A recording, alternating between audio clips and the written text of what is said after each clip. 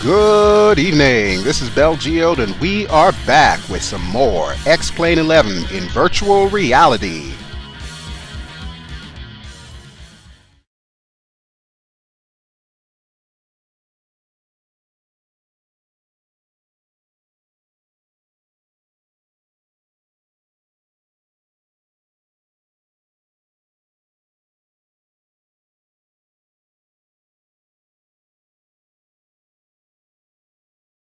Hey, move.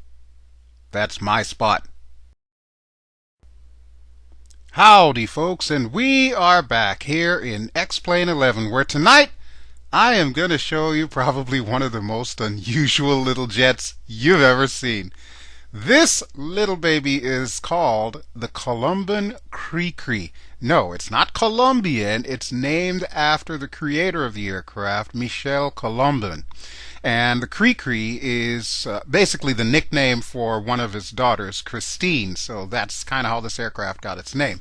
As you can see, we've got twin jets on the front, and when you pick this bird up, it will also come with a variant that has props. I believe the original actually had props, and the jets are like I guess an aftermarket version of it. But yeah, this is what we're going to be flying tonight, and I'm going to be telling you all about it as we fly around this scenery right here. This is Corfu in X-Plane 11 by the famous FlyTampa. Now, I know you all know FlyTampa, especially if you come from like an FSX background or FS9 and whatnot. They used to be like one of our favorite scenery designers aside from Orbix. And I've been meaning to show off Corfu for a long time now. So we're going to do that tonight here in the Cri-Cri. Okay, so let me tell you a little bit about this bird here. As you can see, it's pretty basic. Honestly, for me in VR, it feels like I'm riding on top of a little toy plane. But if we look back here, you'll see some of the little optional features just kind of thrown in there. So we've got like a radio, we've got the strobe lights, we've got wheel pants and a little tail skid, GPS, and even GoPro. So I'm going to be showing you most of those. The only thing I don't think we'll need is the GPS because we've got the little X-Pad. But you can see the radio there. When you open the little package, all of this stuff will magically appear in the cockpit, such as this GoPro. So there we go. All right. And I'm thinking now would probably be a great time to start up. So let me just push my seat back in position here.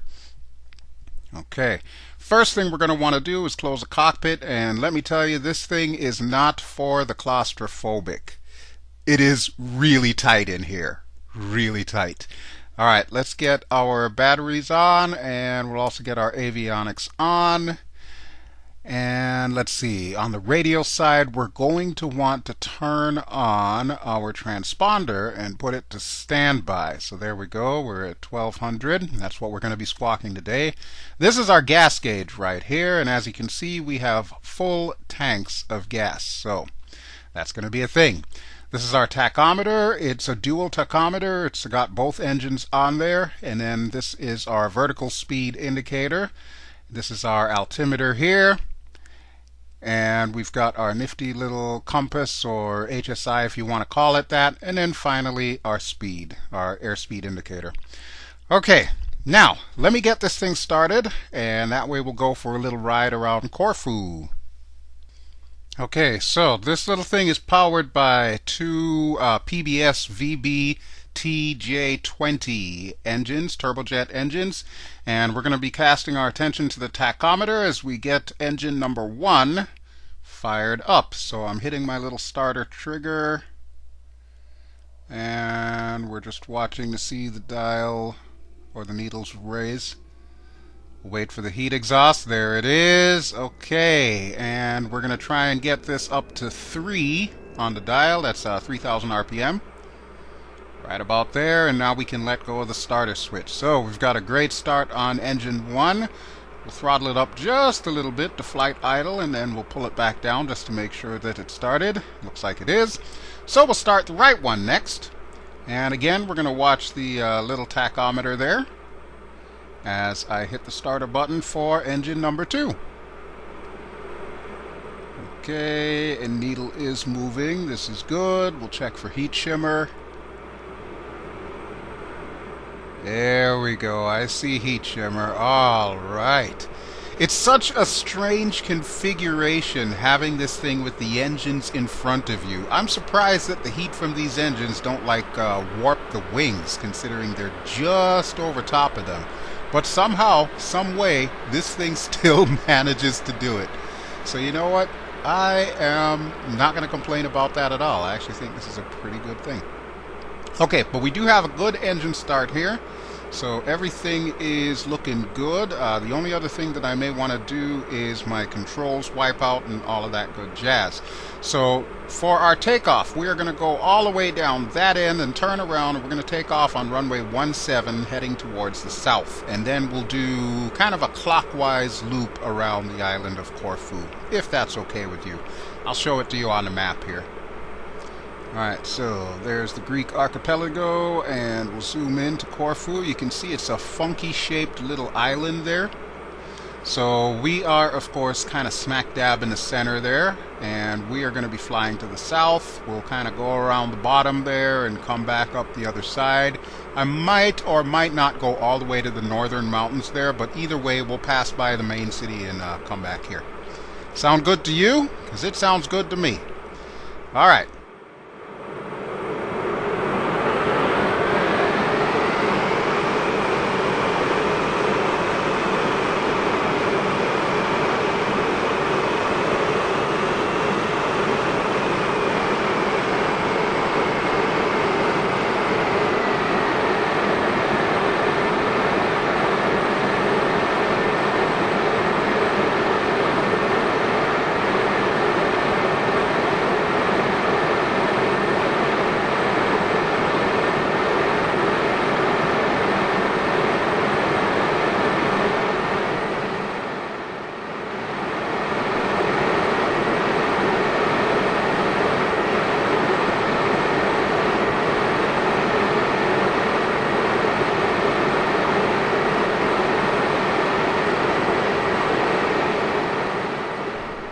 As we make our way over to runway 17, we'll take a quick look at FlyTampa's handiwork there.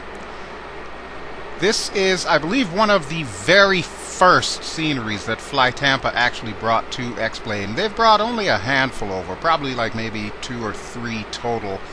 But as you can see, it still holds up quite well. It even looks good in the GoPro there. Alright, we are almost at the hold short. Should be coming up right here. I remember this thing has like an offset hold short, so that should be it there. Okay, and we're going to need to finish getting everything set up for takeoff. So first things first, let's get our strobe lights on. That is the only lights that this thing has. It's like strobe and position lights built into one. Alright, let's see. We'll do our controls wipeout now, so we'll check the ailerons. And we'll need to check the elevator. I can barely see it from here.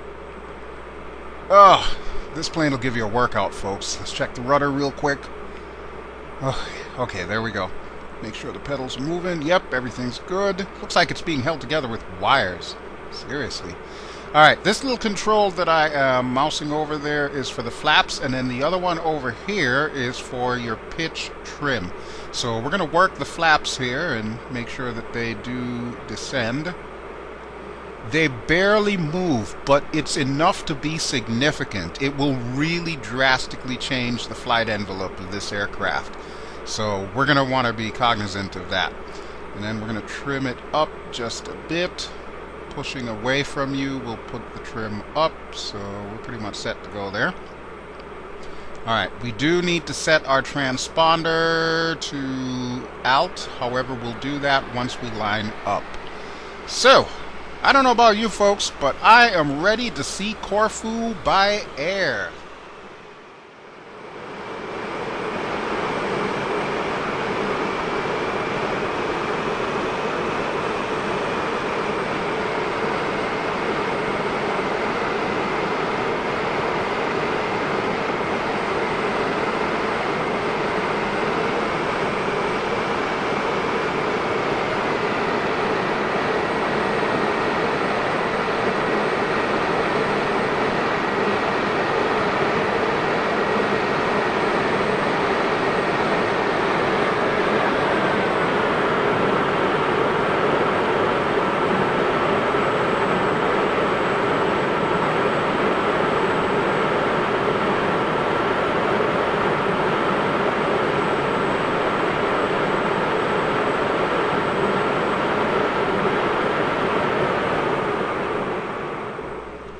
Okay, there is a lot of run-up to the actual threshold of runway 17, so we're going to try and use most of that, but more than likely we'll start our takeoff run just behind the threshold. So I'm thinking probably on one of these arrowheads here would be a good place to stop.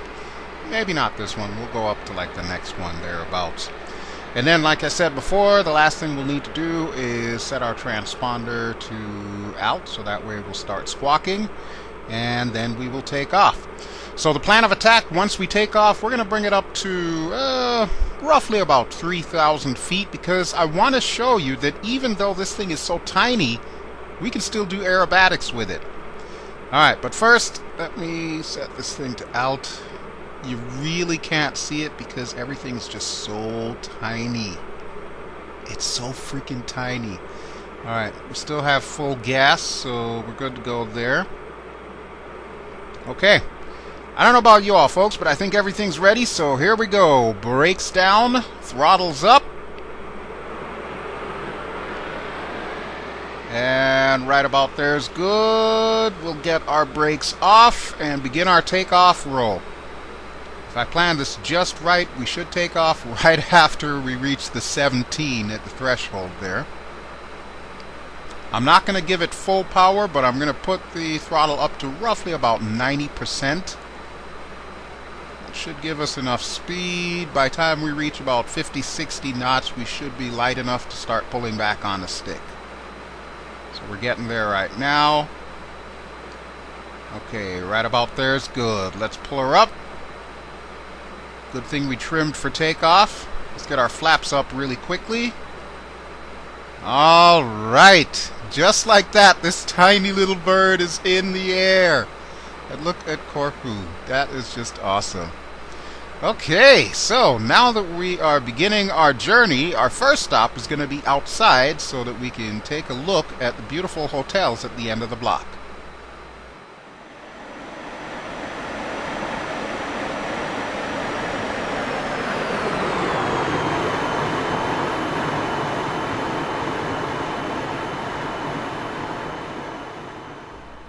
Dang, look at that beautiful hotel.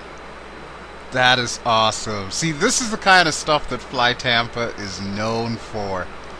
They always seem to make like the perfect resort destinations. And I gotta admit, Corfu has definitely been on my bucket list for quite many years. Don't know if I'll ever make it there, but damn, it looks so good.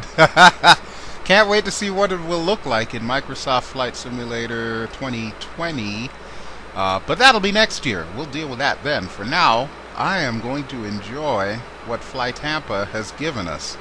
As a matter of fact, let's go back outside, because I want another look at this beautiful island.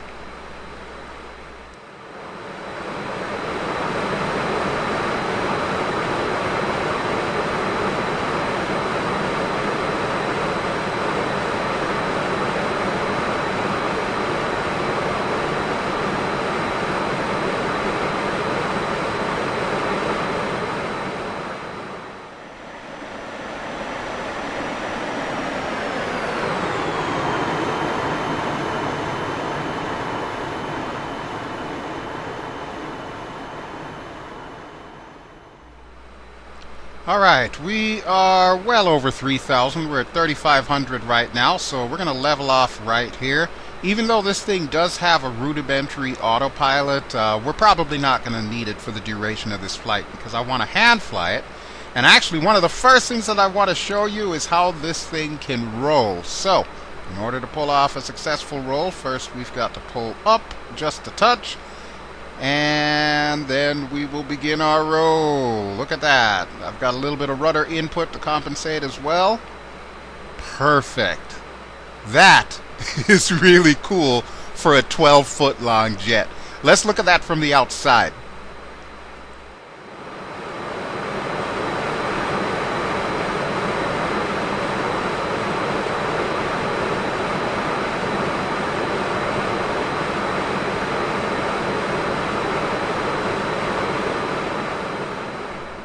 Now I definitely want to add that I am currently using X-Plane 11.40, which means I've got experimental flight modeling on.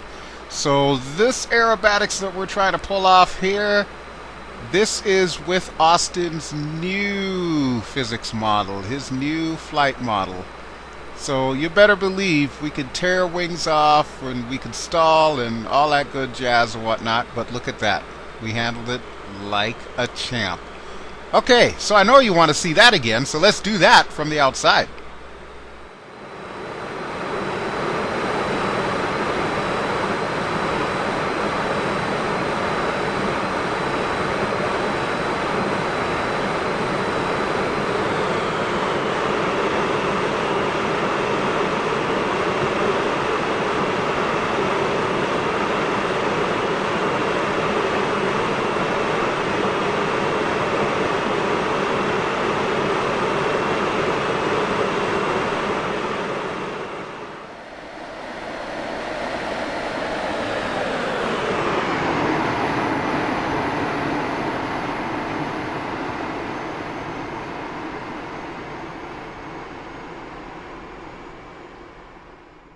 So as I'm sure you can see, this little bird can handle quite a lot of aerobatics.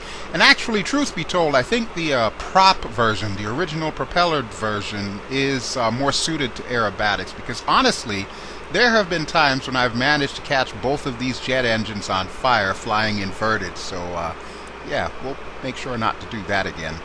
But I'm thinking, since we're getting close to the southern tip of the island there, we'll probably play chicken with those mountains and maybe really get low to the deck and try and check out some of the farm country. And is that what I think that is over there? Hold on, let me use the magic binoculars here. Yep, sure enough, that is a Nimitz-class aircraft carrier. And I know what you all are probably thinking, but no. We're not going to land on a carrier tonight. We'll save that for another episode. Okay, but I do think I am going to fly towards the inland regions here, and we're going to get down in the weeds with my hair on fire, as I like to say. That way we can check out FlyTampa's handiwork with their autogen houses and their trees and, of course, their terrain texture. Because, I mean, after all, we wanted to take a look at this area, so we might as well do that right now.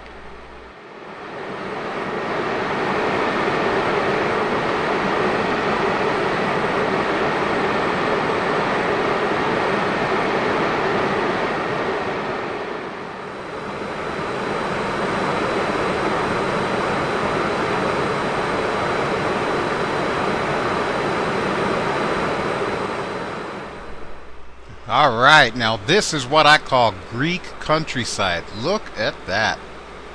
That is pretty freaking amazing. And of course, I don't need to say that, you know, this is all ortho photos. Pretty much that's become the gold standard when it comes to scenery from anybody, really. If it looks like the real thing and then has autogen slapped on top of it, this is the kind of stuff that you want to have in your flight sim.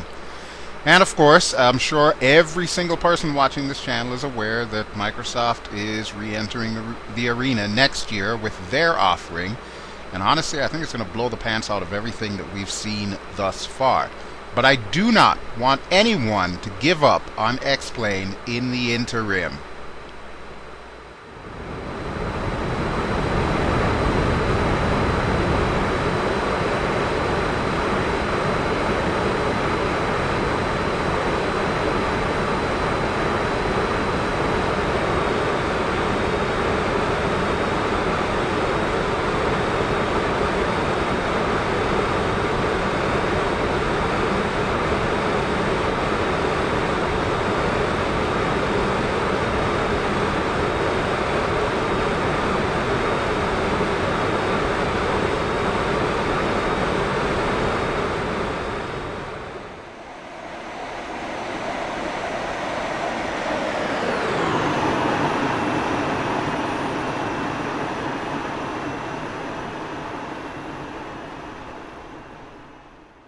And actually, speaking of the whole Microsoft Flight Simulator thing, a number of questions obviously have come up since we started getting information, especially since I went to Seattle with the other YouTubers and so on. one of the questions that keeps popping up is whether or not there will even be a need for companies like FlyTampa or Orbix or anything like that, if already straight out of the gate Microsoft has this phenomenal looking scenery that encompasses the entire planet. From my experience speaking with them, I can tell you this: they do plan on working with all the third-party developers. So as long as the third-party developers are interested, then yeah, they're definitely going to work with them, and there will be a place for them to shine. But with that having said, I think such developers should also concentrate on X-Plane because of the fact that it'll definitely need help.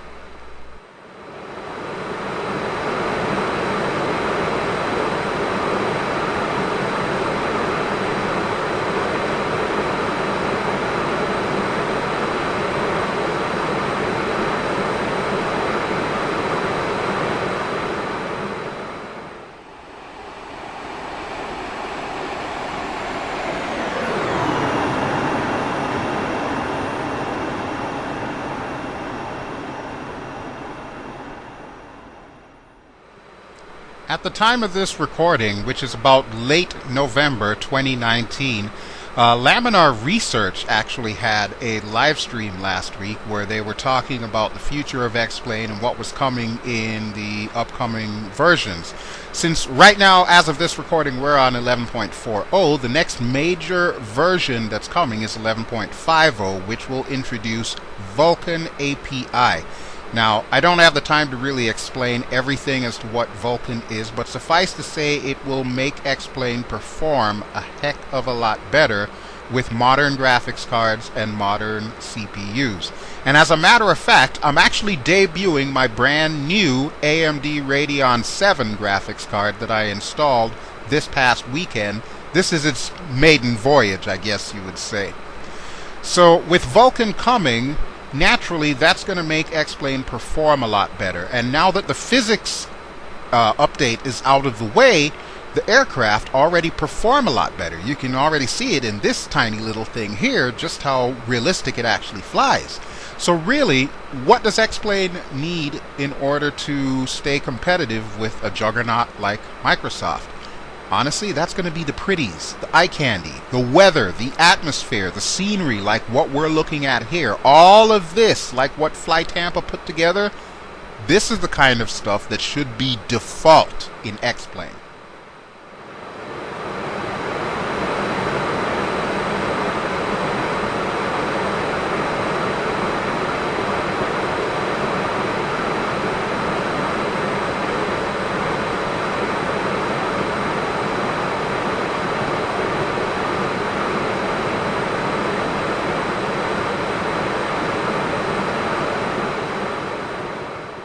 Now, just between you and I, folks, as beautiful as Microsoft Flight Simulator is, and trust and believe, it is drop-dead gorgeous, it's still, to me, a little bit behind the curve because of the fact that it doesn't have VR. I can't do what I'm doing right now in Microsoft Flight Simulator. Well, I can't do anything anyway because as of the time of this recording, it's still not even in alpha test just yet. It might be a little bit late, let's just say. But until they add VR, I still have a strong need to fly in X-Plane, and as long as I've got scenery like this and add-ons like UWXP, this will scratch the itch. Now mind you, once Microsoft actually gets VR, that's a whole different ballgame.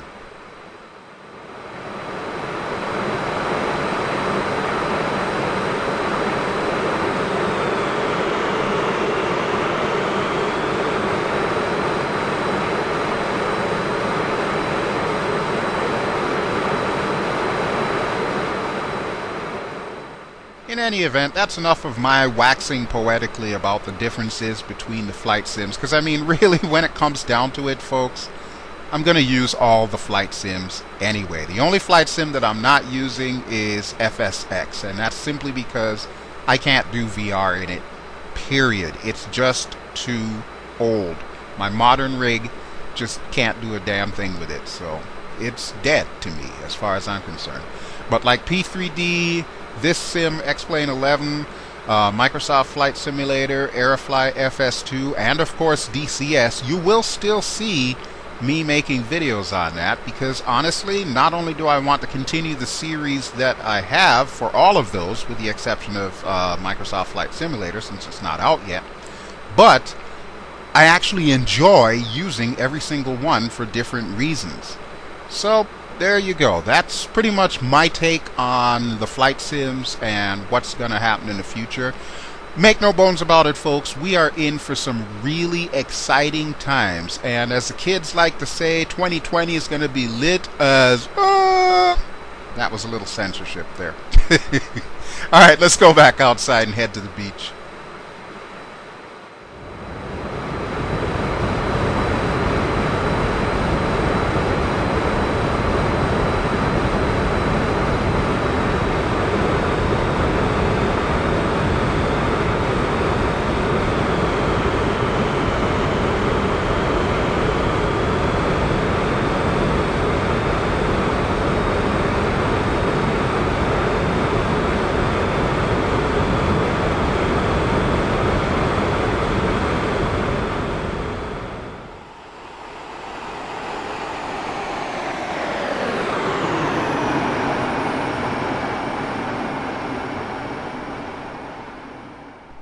Okay, sorry for the segue there, but I figure since we were going to travel through the central area of the island, then I might talk about something completely different. But let me give you some quick facts about this aircraft. Okay, so I already told you that its length is about 12 feet, and technically 12 feet 10 inches. It's got a wingspan of 16 feet, and it's got an empty weight of about 172 pounds and a max takeoff weight of 375. Top speed in this bird is about 140 miles per hour, or 120 knots.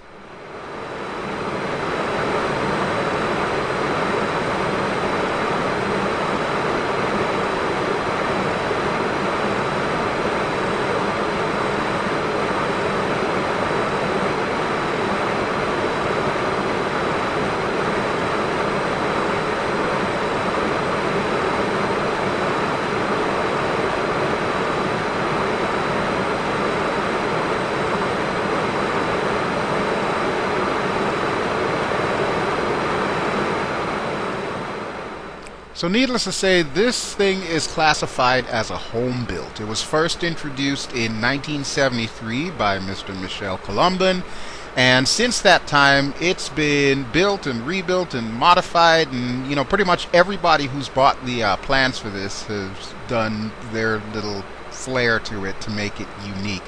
I don't think there are actually two of this aircraft that are exactly alike. Every single one of them is just different. But that's a good thing, though, because with a home built like this, you really don't need much to fly it. In fact, I don't even think you need a twin engine rating. I think you just need whatever, your country would use for light sport aviation. Although, I will say, it probably does help to have some kind of twin engine endorsement before flying something like this, just so you have a general understanding of how the two engines work with the torque and whatnot. Now, some of the accomplishments of this aircraft: in 2010, an electric version of this aircraft set the world speed record at approximately 162 miles per hour, which granted is not much in a regular aircraft, but think of how tiny this is.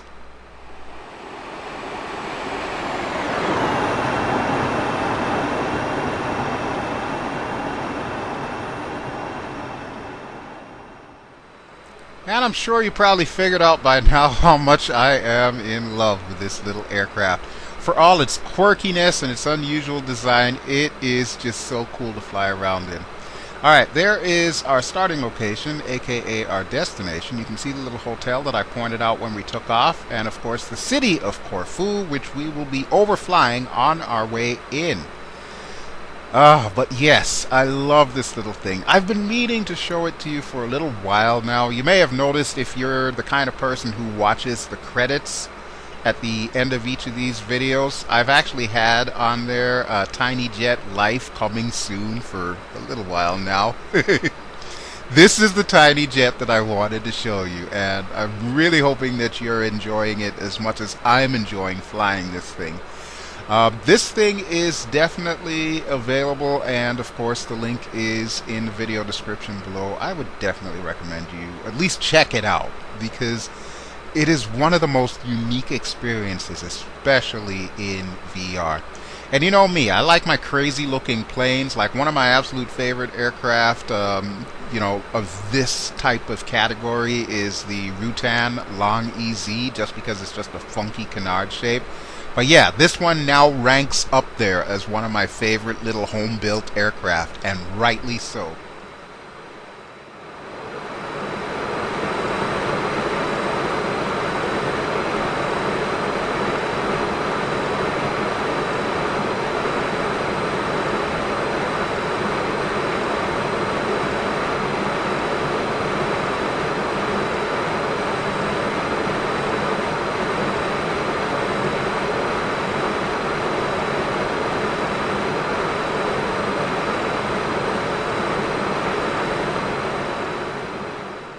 But seriously, folks, let's hear it for FlyTampa. For their first offering to X-Plane, I would say they pretty much knocked it out of the park. And of course, since it's FlyTampa, I would sincerely hope that they're going to bring their entire catalog over. They've already made some good progress in that department, bringing some stuff over. However, I would love to see some more. Alright, but the fun is almost over. We are on our initial approach, and we're going to bring it down just shy of about 1,000 feet. And then we're going to turn right at that cruise liner for our final approach.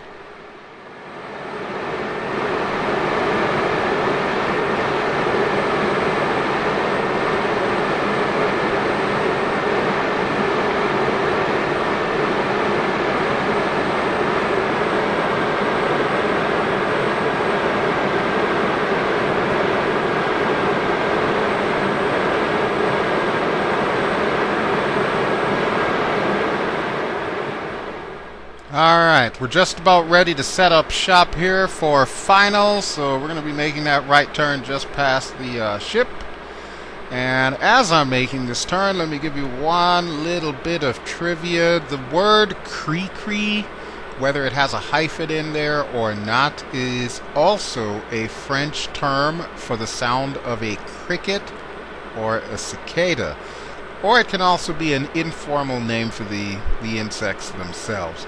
Personally, I've had experience with crickets and cicadas, and honestly, at least cicadas, I am not a fan of. Those things are just annoying as all get out. So, when it comes to this Cri-Cri, I'm not going to put that association to it. I'd rather think of the association with the name Christine, because at least that's a cool name. Anybody named Christine's got to be pretty cool, so we'll go with that.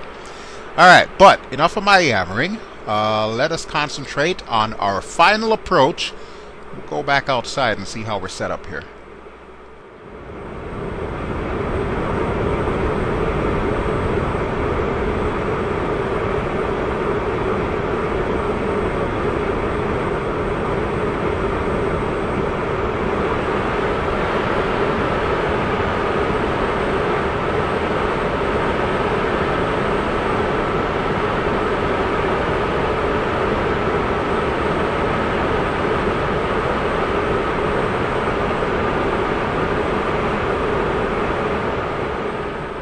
Okay, lineup is looking good. Everything is trimmed up perfectly, and we are holding speed. The only thing I'm not going to do is I'm actually not going to lower the flaps. We're just going to bring it in because I figure we've got lots of runway overrun here. We should make it.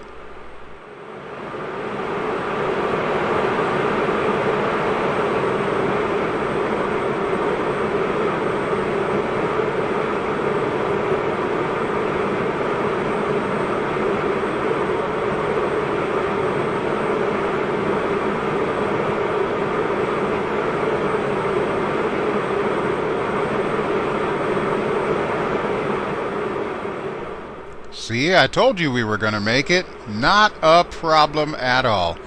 Alright, so that is what I wanted to show you for show and tell today. Just a quick trip around the island of Corfu. just before the sun sets, since this thing has no night lighting whatsoever, we are definitely not certified to operate at night. So we made it just before sunset. That is awesome. Alright, I'm going to make a UE right here. Don't mind me. Let's hope there is no traffic coming in. No, there is not any traffic coming in. Of course, just between you and I, folks, there's never any traffic coming in, because when I record these videos, 9 times out of 10 I have traffic set to 0, just so it can be just you and I in the entire world, and we don't have to worry about anything else.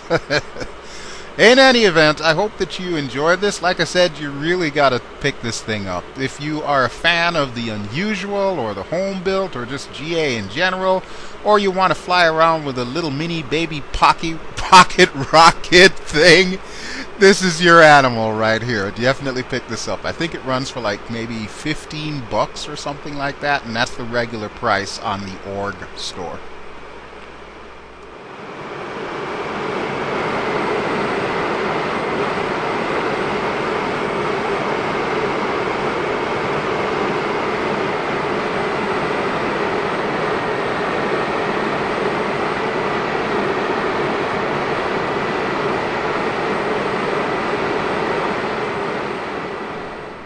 And of course, even though this Corfu scenery has been out for quite some time now, I would definitely like to thank FlyTampa and of course the org store for the review copy. I'm just sorry it took me so long to actually review the damn thing. But it is an amazing scenery, and I would definitely recommend you go out and get it, especially if you plan on flying like GA or helicopters around the island, or if you just plan on doing your typical commercial tourist runs from here to other parts of Greece or Europe. Definitely worth getting. Go ahead and pick it up in the link below.